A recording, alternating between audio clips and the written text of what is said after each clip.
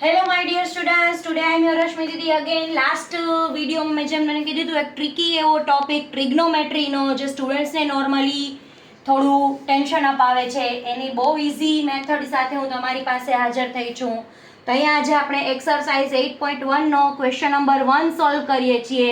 જેમાં શું કીધું છે તમને કે in a triangle ABC that is right angled at B where AB is equals to 24, BC is equals to 7. So we need to determine sin A, cos A, sin C and cos C. These four things we need to find. હવે as we know AB અહીંયા જુઓ મેં right angle triangle draw કર્યું છે એના માટે જે B પાસે રાઈટ એંગલ છે. મેં તમને સમજાવ્યું હતું કે રાઈટ એંગલની એક્ઝેક્ટ ઓપોઝિટ સાઈડ હોય એને કહેવાય હાઇપોટેનિયસ. તો આપણે સાઇન અને કોસ માટે હાઇપોટેનિયસની જરૂર પડવાની છે. તો આ રાઈટ એંગલ ટ્રાયેંગલ છે તો આપણે સૌથી પહેલા according to Pythagoras theorem in short form PGT Pythagoras થિયરમનો રૂલ શું છે that is hypotenuse square is equals to altitude square plus base square. બરાબર. તો અહીંયા આપણા ટ્રાયેંગલમાં એલ્ટિટ્યુડ શું છે તો કે હાઇપોટેનિયસ શું છે તો કે AC એટલે AC નો square is equals to altitude or height whatever you can say that is AB square plus base છે અહીંયા આપણો BC નો square. Right. Now will put the value. AB ની વેલ્યુ આપણી પાસે છે 24 એટલે 24 નો સ્ક્વેર પ્લસ BC એટલે 7 નો સ્ક્વેર. 24 નો સ્ક્વેર 576 પ્લસ 7 નો સ્ક્વેર એટલે 49. આપણે એનું એડિશન કરીએ so that gives us 625. તો AC square is equals to 625. આપણે સ્ક્વેર નથી જોતો, we need to remove the square. તો સ્ક્વેર રિમૂવ કરીએ એટલે એનું ઓપોઝિટ થઈ જાય સ્ક્વેર રૂટ. રાઈટ. તો AC is equals to under route 625. 625 નું સ્ક્વેર રૂટ મતલબ શું કે કયા સેમ નંબરને 2 ટાઈમ મલ્ટીપ્લાય કરો તો 625 આવે ધેટ ઇઝ 25. તો AC ની ફાઇનલ વેલ્યુ મળી આપણને 25 એટલે કે આપણા હાઇપોટેનિયસનો આન્સર છે 25. હવે તો એકદમ ઇઝી બની જાય છે. Now we need to find sine A. મેં તમને પ્રીવિયસ વિડીયોમાં કીધું, ના જોયો હોય તો તમે પ્રીવિયસ વિડીયો જોઈ અને કઈ રીતના આપણે ફોર્મ્યુલાસ ક્લિયર કર્યા હતા એ જોઈ લેજો. સાઇન A મતલબ O/H. O એટલે ઓપોઝિટ સાઈડ. કોની ઓપોઝિટ સાઈડ? A ની ઓપોઝિટ સાઈડ. તો અહીંયા ફિગરમાં જુઓ, અહીંયા આપણી પાસે એંગલ A છે તો એની ઓપોઝિટ સાઈડ શું થાય?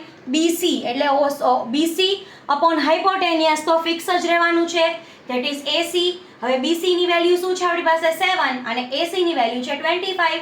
હવે 7 અને 25 કોમન ટેબલથી કટ તો થશે નહીં so that's it. This is our sin A answer.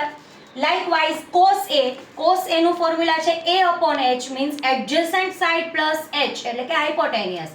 એડજેસન્ટ એટલે પાડોશી એટલે કે બાજુની સાઈડ. તો cos A સૌથી પહેલા અહીં આપણી પાસે છે A, એની સાઈડ એડજેસન્ટ એટલે AB. તો AB નો મેઝરમેન્ટ છે 24 અને hypotenuse fix as always that is 25. So AB upon AC we got 24 upon 25. So that's it. That is cos A. Now if we talk about sin C.